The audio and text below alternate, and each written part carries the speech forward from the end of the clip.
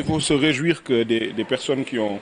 un rôle aussi important à jouer dans le pays que les journalistes aient spontanément décidé de créer un cadre qui leur permettrait de réfléchir, mais surtout de mieux communiquer et d'informer sur la question de l'assainissement. Donc le succès est le leur, c'est d'abord une première chose. Nous n'avons fait que renforcer et amplifier ce qu'ils sont déjà en train de faire sur le terrain. Donc on se réjouit d'avoir signé une convention de partenariat. Une convention de partenariat qui ne nous sert pas, qui ne sert pas les journalistes, mais qui sert l'ensemble de la communauté sénégalaise, dont les maîtres mots sont l'information, la formation et la mise à niveau des journalistes, mais également de la communauté sénégalaise sur les questions d'assainissement. Et donc nous avons espoir qu'avec une pareille convention, le niveau du débat sera relevé, que des enquêtes seront menées au profit des communautés, surtout celles défavorisées, et qu'on pourra mettre également au grand jour les efforts en matière d'assainissement, mais également les limites et les contraintes en matière d'assainissement, afin que le débat en soit enrichi et que les politiques publiques soient une réponse à des problèmes identifiés auprès de nos concitoyens. Donc le sous-secteur est une question de dignité humaine. C'est d'abord un droit fondamental. Et un droit, il n'a de sens que lorsqu'il se transforme en service public. Et aujourd'hui, on a touché du doigt les limites de l'assainissement collectif. Et on est dans un débat de valorisation des boues de vidange, un débat qui soulève des normes culturelles, des limites qui ont trait à la conception que les individus peuvent avoir de la réutilisation de ces boues-là. Mais on a également le besoin de continuer à contenir les problèmes d'inondation qui vont sans doute s'aggraver avec des questions comme le changement climatique. Et dans ce contexte, l'assainissement n'est même plus un sous-secteur, c'est un secteur à part entière. Et il faudrait aujourd'hui que ça soit porté à l'agenda du débat public de manière beaucoup plus audible et de manière beaucoup plus forte. Et dans un rôle pareil, les pouvoirs publics ont un rôle à jouer. Dans un contexte pareil, les pouvoirs publics ont un rôle à jouer. Les communautés et les populations doivent savoir quels sont leurs droits et leurs devoirs également en matière d'assainissement. Mais surtout, il est important que les journalistes, qui constituent un pouvoir très important dans une démocratie, soient en mesure d'informer les pouvoirs publics afin qu'ils sachent ce qui vient de la base et qu'ils puissent développer des politiques en réponse à cela, mais également qu'ils puissent rapporter au pouvoir public le compte-rendu de ce qu'ils ont entendu auprès des citoyens. Et que donc l'information soit fluide de haut en bas et que cela puisse servir à l'intérêt supérieur des Sénégalais. Donc effectivement, la question de l'assainissement doit être posée au débat public, mais être bien posée. Que ce ne soit plus des questions de on a mis tant dans le plan Orsec, on a développé tant pour tel, mais qu'on puisse voir également en termes d'effectivité des dépenses,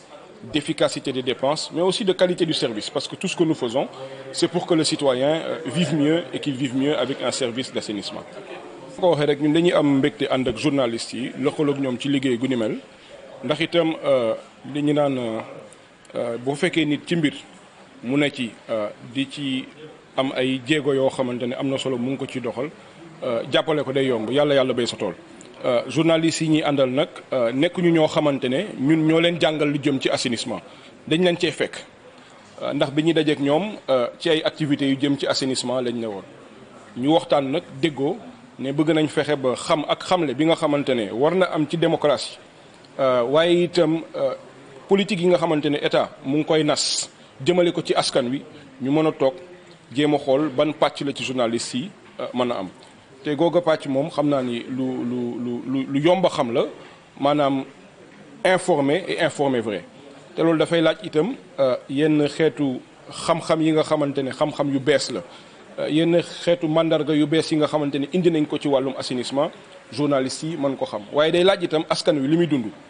journalistes yi mën fexe ba xam loolu lan la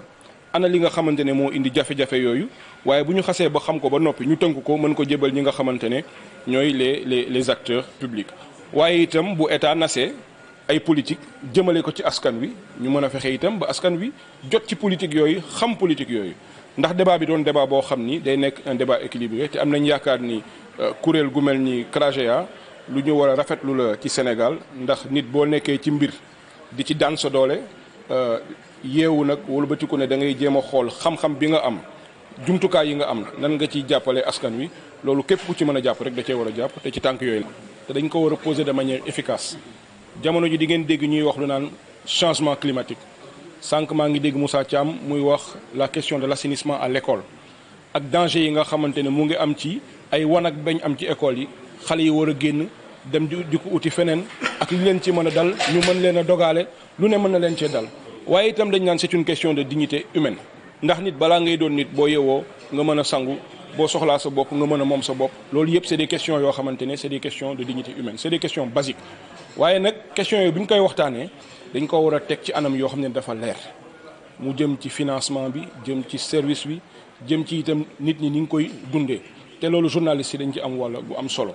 maanaam bu ñuy wax ak askan wi ñu fexe ba bu ñuy wax mu nekk loo xamante ne kenn mënu ci teg dara waaye itam bu ñu demee ci ñi nga xamante ne ñoo yor les pouvoirs publics bu ñu leen di laaj ñu mën leen a laaj loo xamante ne dañ koy jëlee ci askan wi ba nga xamante ne ñiy dogal dañuy gën a bàyyi xel askan wi ndax daañ xam ni am na ñoo xamante ne ñu ngi leen fiy toogal di leen saytul di leen càmbaral mbir mi di leen xoolal te ñooñu itam am na loo xamante ne xam nañ ko ci te am na ñu bëri ñoo xamante ne ci CRAGEA ñoom ñu ngi bàyyeekoo ci zone yi nga xamante ne inondation da leen a sonal te umpul kenn ni am na loo xamante ne boo ci doonee impacté boo koy relayer dafay nekk loo xam ni day gën a am impact ci communauté bi te CRAGEA loolu gëm naa ni am na lu solo lu mu ciy liggéey te looloo tax ñu